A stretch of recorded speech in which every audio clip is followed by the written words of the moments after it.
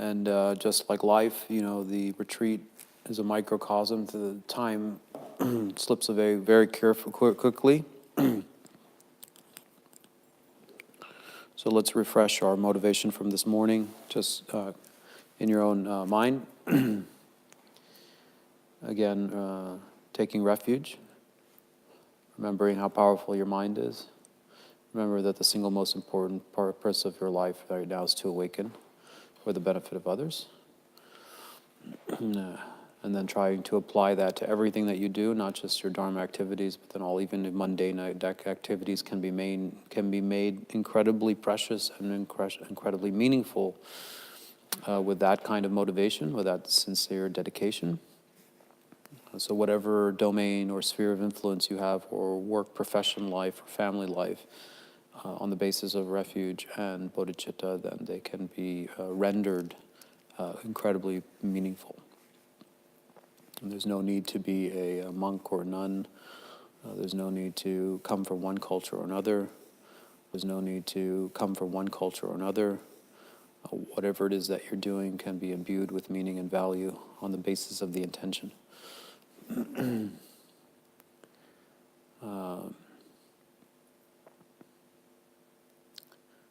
Okay.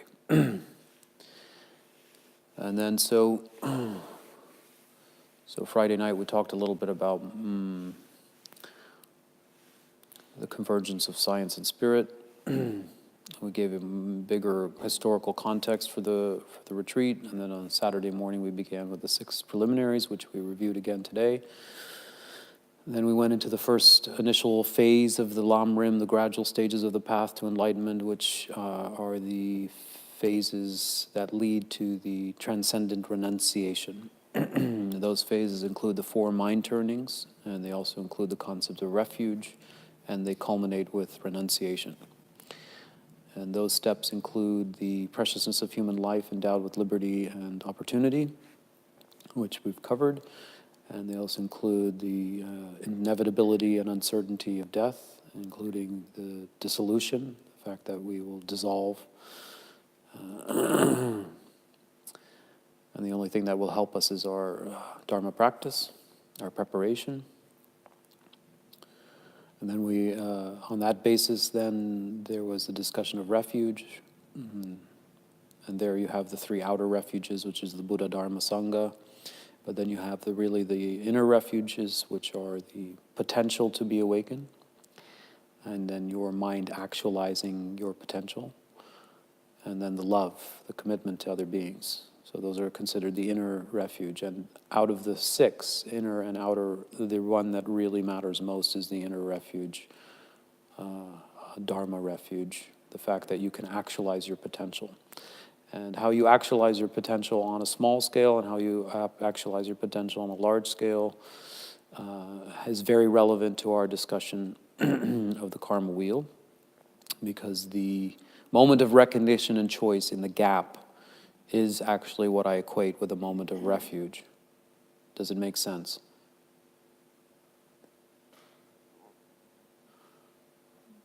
Based on your weekend, does that make sense?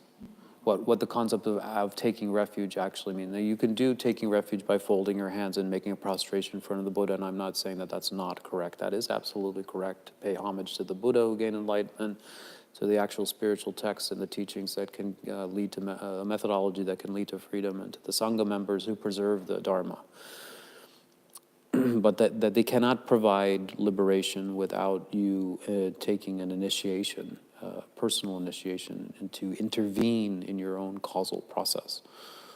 So this is the difference between a monotheistic religion and those that are based on liberation based on causality. If everything is being caused to dependent origination, then they can be uncaused. If suffering is being created, then it can be uncreated. So we spent a session on the karma wheel, and we'll continue that in this session, but just to refresh the early Lam Rim stages or steps, the one that is having to do with refuge, the one that is most critical, is when you use consciousness to intervene in the unconscious production of suffering. And so in the gap, slowing down time and having the sensitivity, presence of mind to resist the urge of contaminated compulsion that will inevitably create suffering, you make a virtuous, a better choice. So one of the participants that left early asked about virtue is so big a concept. And he said, is there specific ones, or is it whatever you think? And there are, of course, many lists in Indian Buddhism, as you're well aware, but there is a list of the 10 virtues. And so you can find them in Gradual Awakening, you can find them in many places. But it would be good, my suggestion is twofold: to make yourself fully aware of the 10 virtuous recommendations, the virtuous lifestyle recommendations, but then to go the step further, because they are principles, to nuance them and make them specific to you. So for example, there are 3 of action, 4 of speech, and 3 of mind, right? Correct? 3, 4, 3 for 10?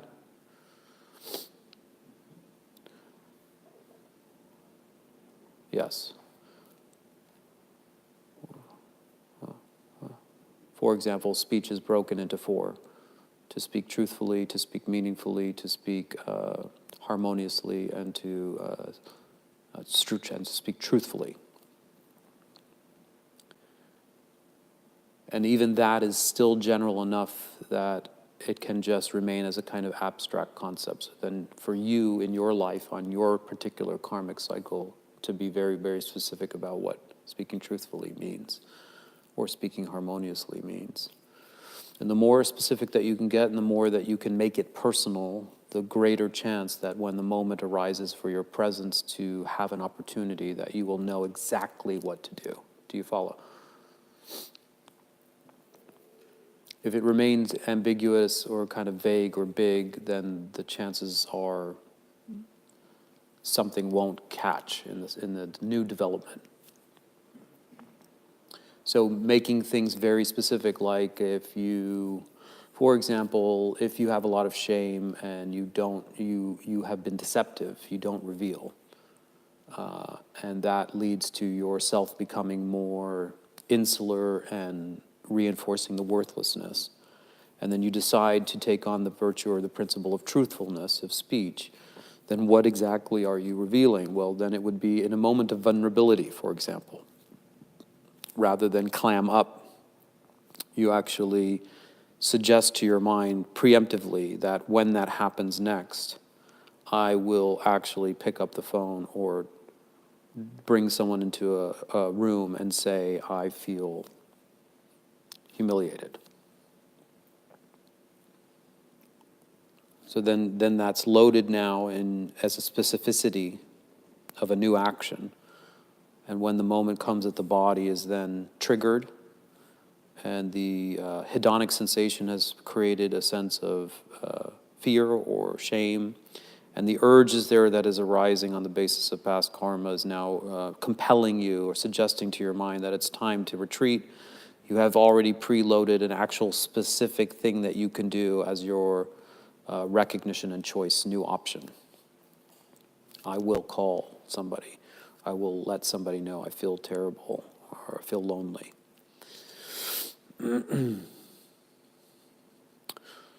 So that process itself is the process of taking refuge. And when they say once you've taken a formal refuge vow, you should take refuge 6 times a day, my understanding of it is that you should be practicing repeatedly throughout the day this process of moving your brain wiring or your conditioning from automatic to conscious, and from unvirtuous or harmful or destructive to virtuous, harmonious.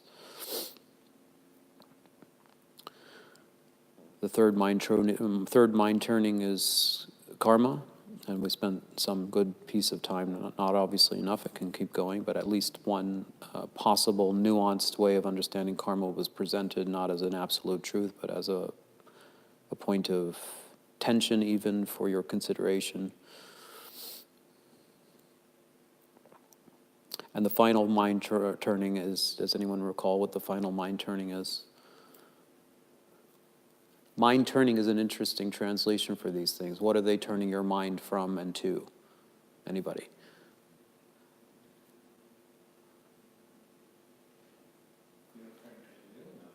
The mind turnings are the 4 steps in the stages leading to renunciation. So they include preciousness of human life, death, karma, and one other one. But I was asking, do you know why they're called mind turnings?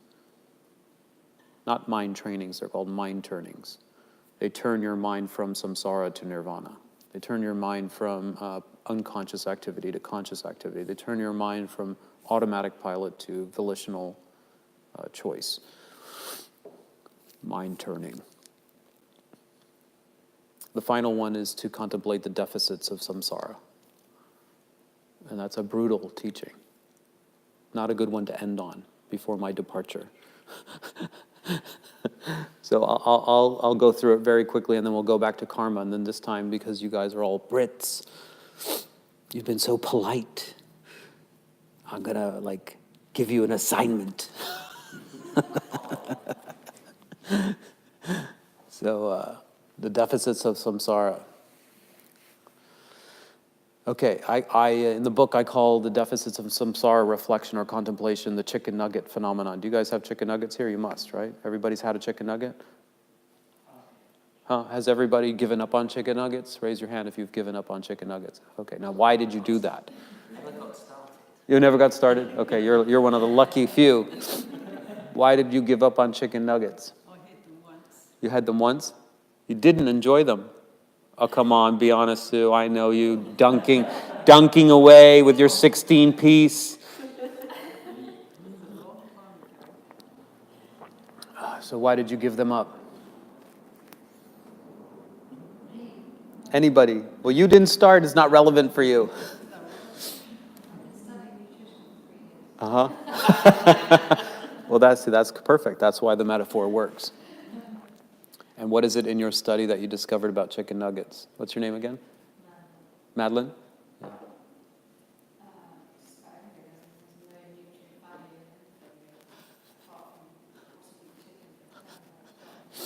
Is it really chicken?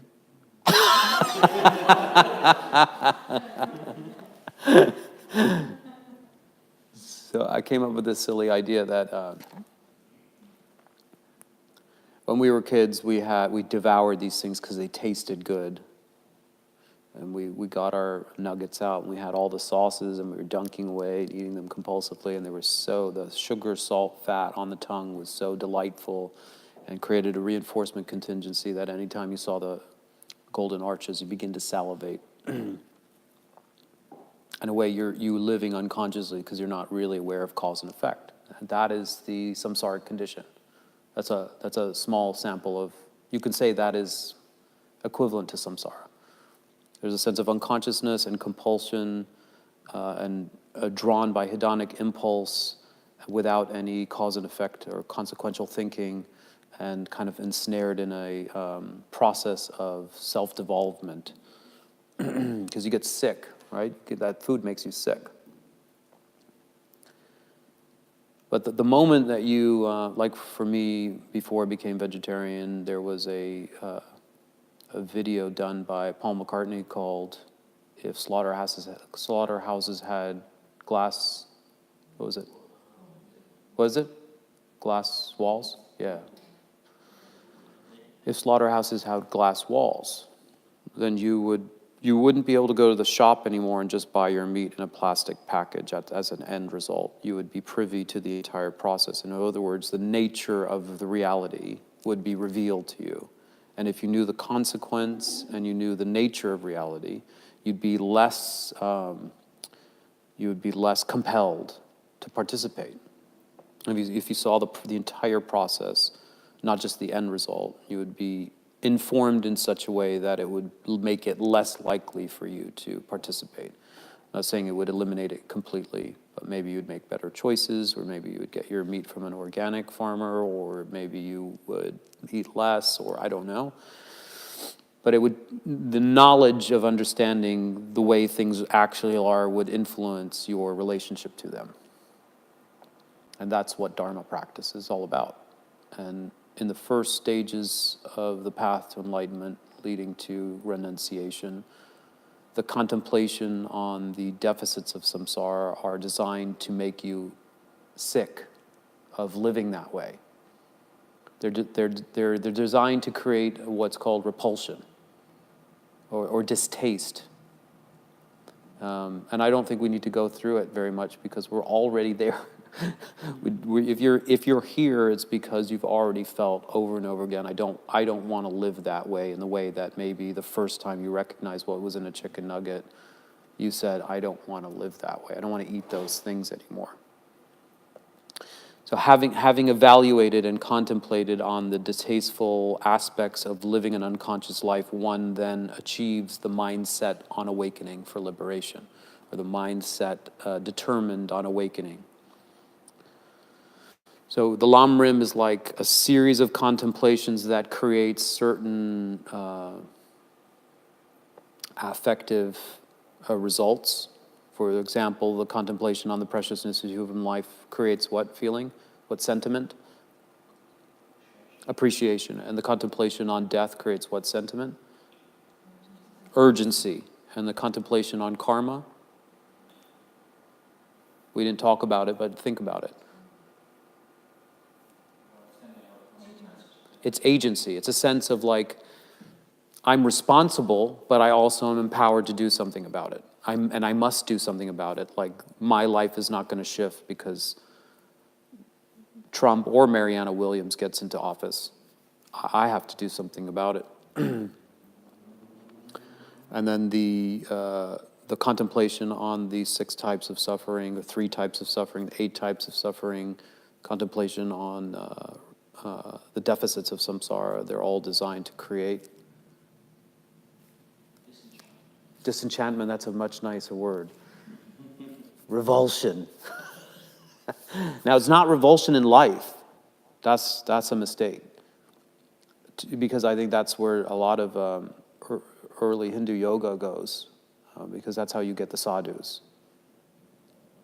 You see what I'm saying?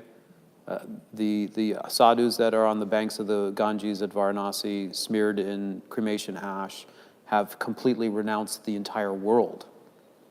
No possessions, no family, no property, no title. The entire world has been considered an illusion. And the idea of renunciation is not to the cycle of stress and self-imposed suffering, it's to the whole thing. And from my point of view, I think that's too extreme, and I think that's, I don't think that's concordant with what the Buddha was talking about. Although you can find renunciative monks in the Tibet, in the early Theravada tradition, where renunciation is much more strongly emphasized. So the monastics' vows have a lot to do with detachment. And I had a teacher, Bob Thurman, once talk to me about the vows that the monks take, and he had a very interesting take that refreshed my perspective on what they were doing.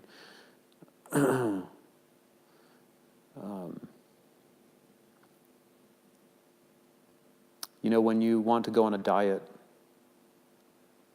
and you go into the supermarkets, your supermarkets aren't as big as ours in the United States. But you still have a lot of choices, right? So if you want to go on a diet, you need to do what to the variety and the options? You have to reduce them. And you have to be more discerning about which ones. And you do that intentionally, and you do that consciously, and you do that volitionally because you are seeking a certain outcome. And while you're doing it, maybe secretly we do feel like it's a restriction.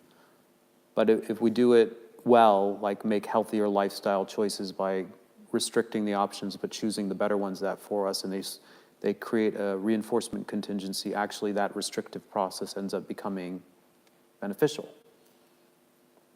And so Bob Thurman was talking about the taking on of 200 plus vows by the monastic sangha. And then again, for the bodhisattva vows and for the tantric vows, for many of us, they feel daunting. They feel like impositions, restrictions imposed on us, things that we can no longer do. And what he was saying is, no, these are freeing and protective. He called them a second skin, and it took me a while to figure out what they're talking about. He's like, the monk's vows are a second skin. I thought, what are you talking about? He says, your mind is very, very powerful, but it's also very influential, easily influenced, impressionable. We don't even believe in a mind in our culture, never mind trying to protect it, never mind trying to cultivate it. But in these traditions, consciousness is the single most important factor determining the outcome of your life. And it should be guarded with incredible diligence. And in order to protect your mind, you need to make certain choices about how it should be exposed, and to what it should be exposed, and how should it perform, and how should it be engaged with.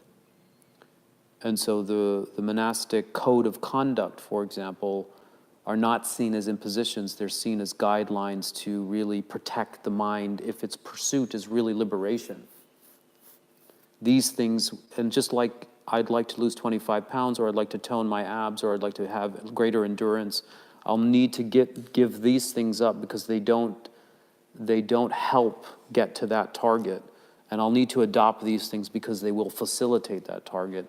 In the same way, if someone is really aspiring for liberation, then they recognize these are not impositions, these are not injunctions that are restricting me, these are recommendations that are freeing me. So even if we are not going to take the monastic vows, maybe have anyone taken refuge? A couple of you taken refuge? Raise your hand. So in refuge, you're given the option to take 5 vows. As a lay person, you take 5 vows. Not to kill, not to steal, not to lie, not to have sexual inappropriate relations, and not to intoxify or disturb the quality of your mind. And each of these then can become, on a spectrum, more obvious to more subtle. For example, killing.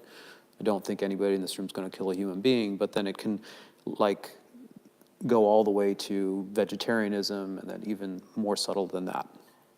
And the same with all the other ones. And some people don't feel like they can take all of them, but it's always helpful to always start, well, what's your intention to take them?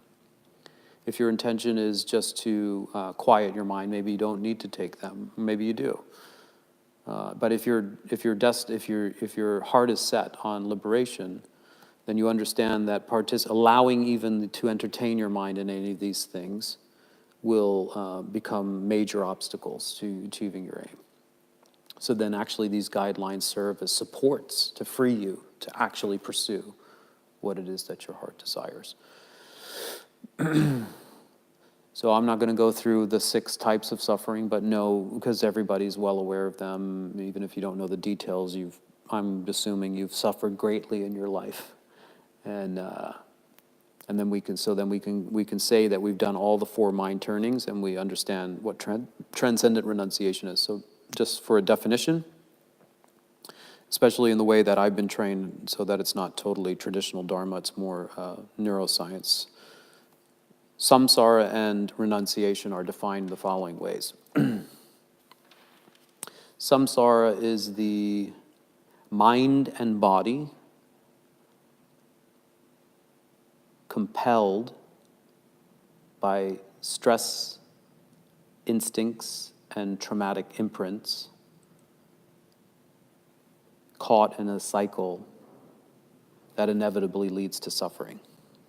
Something like that. A mind and body contaminated or compelled by stress instincts from evolution and childhood imprints, traumatic imprints from childhood, that is caught in an endless cycle of self-produced suffering. What renunciation is the determination to be free, not of the world, but to be free of that unconscious cycle in which the mind and body are being driven by stress instincts and traumatic imprints. So the whole wheel that we did together, that is the wheel of life. It is not the wheel of the world. It is the wheel of an unconscious life, and that is what you are determined to be free of.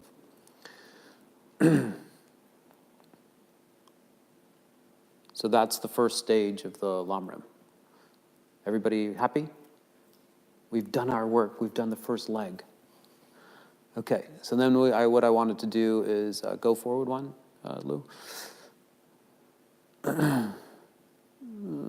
So those are your, if you wanted to do the proper contemplation on the defects of or the disgusting elements of a compulsive life, there you have it.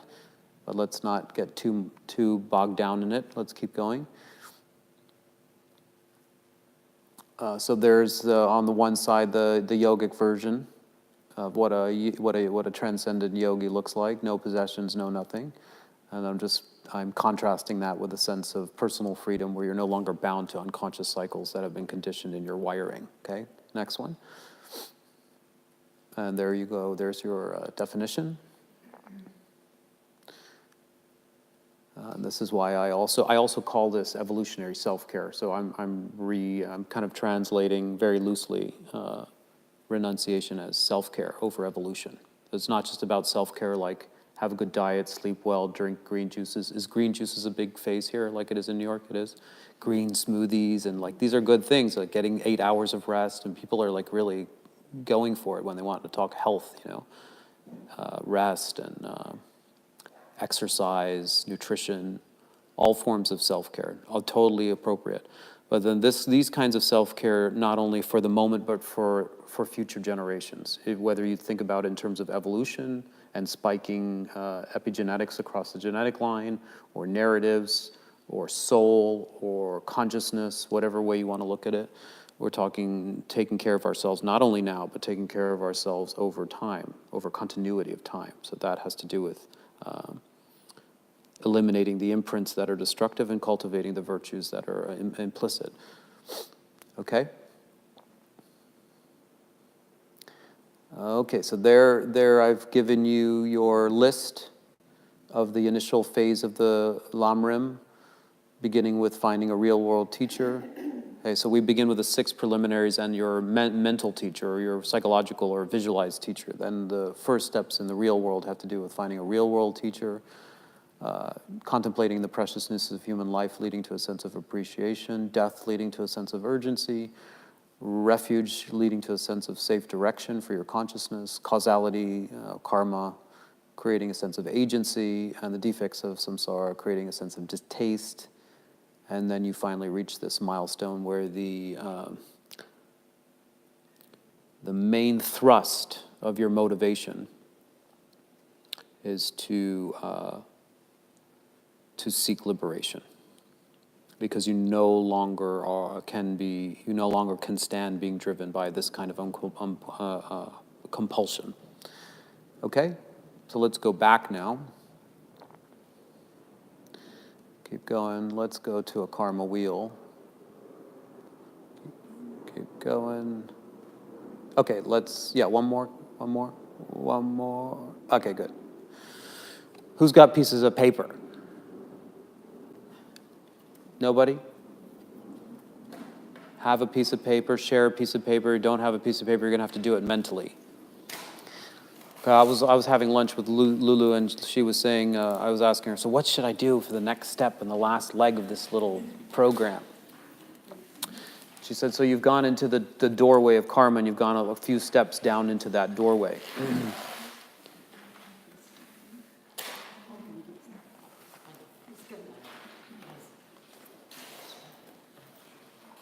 Okay, good.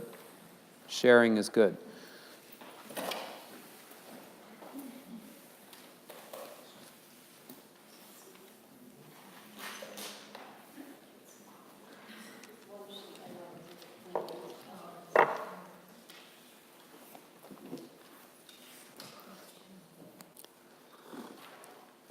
Okay, so the next step after you learn it conceptually and we argue about it and we challenge each other and we question it so that we bring that conceptual knowledge which you have heard into a more reflective process, then we go to the next step. Because Lula was saying, how do you take it to the next step?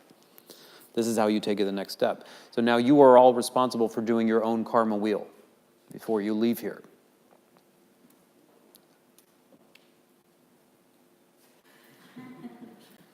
Okay, now I'll preface this because the Brits are so sensitive crew. You won't have to share this with anyone. It's private.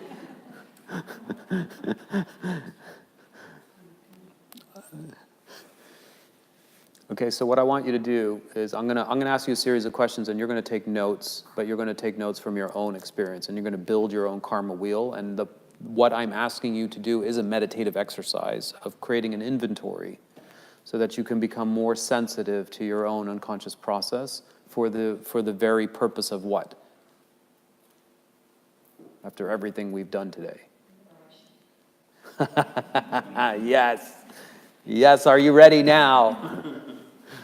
Okay, so don't think about liberation in the big sense. Think about little bits of liberation. Think about a mala, okay? Don't think about the big nirvana, okay?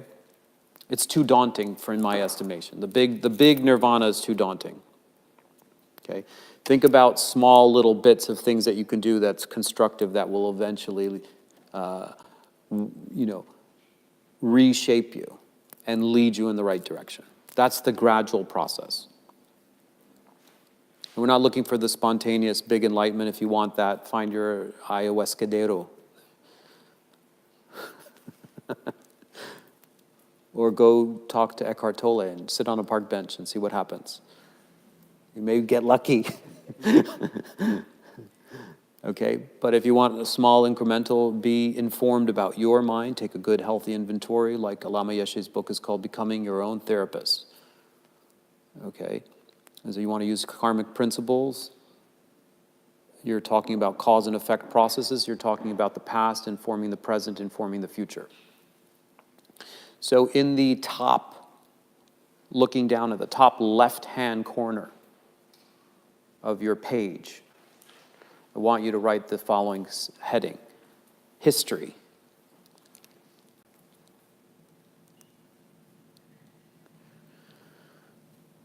Okay, and put like a box so that you can fill that out. Put a box around it. Okay, and you can move to the next slide, Lou. Thank you. Backwards. Forwards. Yes. Okay. Now I want you to draw a circle in the center of your page. And at the 12 o'clock mark, I want you to put misperception. At the 3 o'clock mark, I want you to put emotion. 6 o'clock, action. And 9 o'clock, you don't have 9 o'clock, right? You have like 21 or something like that, don't you? Huh? You have 9? Oh, good. Huh?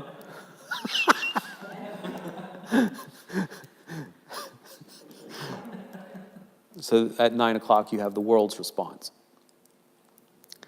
Okay, I'm going to give you a little bit of time to fill this out, but I'll be more clear about what I want you to fill out. So you are constructing your stress cycle. You are inventorying the major factors in the history block of all the imprints from your childhood and from your ancestors and from your culture that have informed and really made the greatest negative impact on you. And that's why I think this is a confidential assignment. No one should look at yours, so that it frees you up to be very honest and critical. The major incidents, the major memes, the major learning imprints. The whole wheel is about history. What's that? The whole wheel is about history. No, the history is off the wheel. Okay? The history is informing the wheel. It doesn't belong on any particular one cycle, because any particular one cycle is one moment.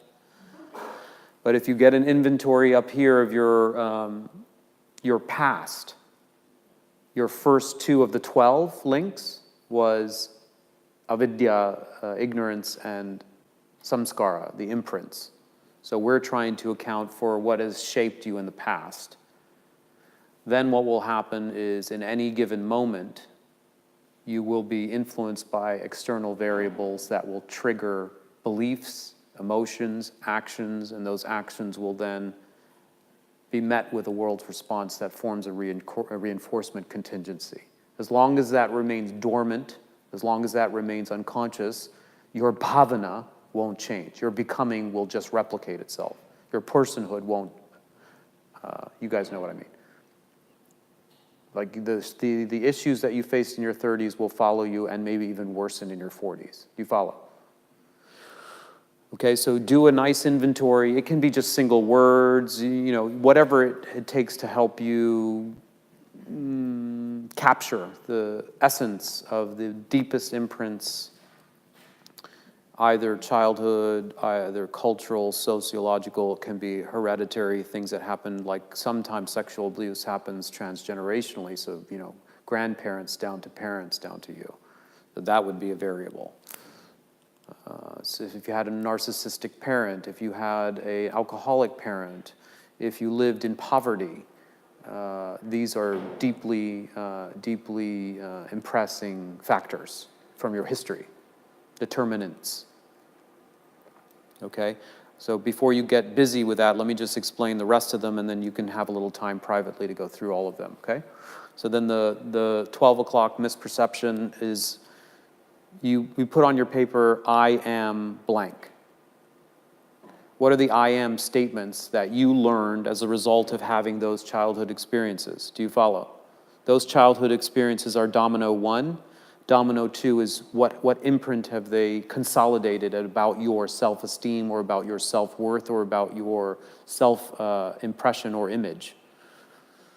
So it usually is an I am ... or the world is ... So if you lived in a chaotic environment, you would say that the world is what? Unsafe. And that would become a kind of hardened belief. Everybody with me? The afflictive emotion.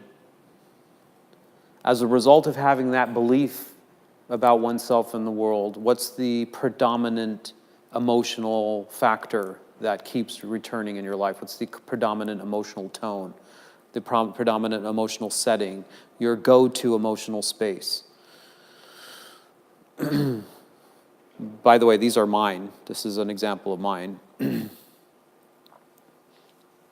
Okay, and then number 6 is based on those emotions, what have been your adaptive strategies, your behaviors in the world? What kind of actions did you take? And there can be multiple tracks, and those multiple tracks of actions usually have their own results. So pick like the main one just to get the assignment going, the main go-to strategies. Is everybody with me? Because I don't know you enough to know if you're checked out, tired, cold. You're good? Okay, and then for this 9 o'clock, based on what you have done, what have you set yourself up for? What kind of reaction have you elicited or drawn out of people as a result of the things that you have chosen to do as an adaptive strategy? What kind of reactions have you provoked? And then hopefully, if the assignment goes well, it will become clear how a reinforcement contingency is set up between what the world does and your initial belief system. And that's where you see how strongly cohesive the modus operandi, unconscious modus operandi becomes. And again, once, twice, 3 times, and then you have a self. Now this is the self that the Buddha says is selfless, but which we cannot deny is kept cohesive by a mechanism. The sense of self feels cohesive because it is continually reinforced through karmic activity. Make sense?